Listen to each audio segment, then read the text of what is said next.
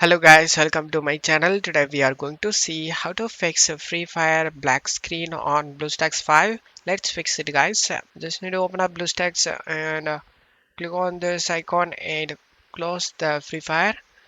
If it is running, then just need to select the system apps and select the settings.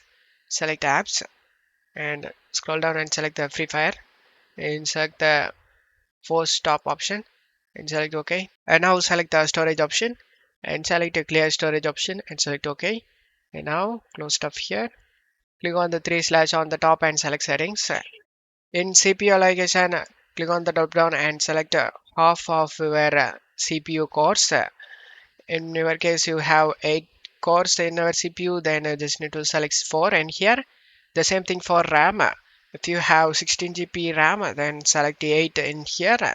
And performance mode, set this to high performance and enable high frame rate, turn it off. Frame rate set to 60.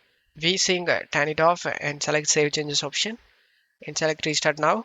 And now again go to settings, and this is important thing guys. Go to graphics and if you have selected OpenGL, then you just need to change to DirectX.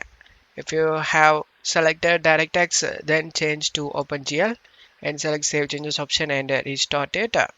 Prefer dedicated GPU, make sure it is turned on and go to phone option and into preferred profile, click on the drop down and select the Samsung S21 Ultra and select Save Changes option.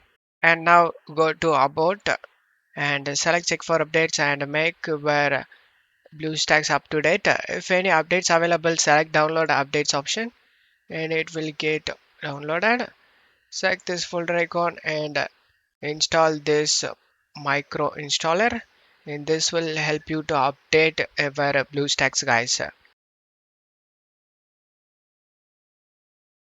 After you are updated to the latest version, your problem should be fixed. Don't forget to leave a like guys. Thank you.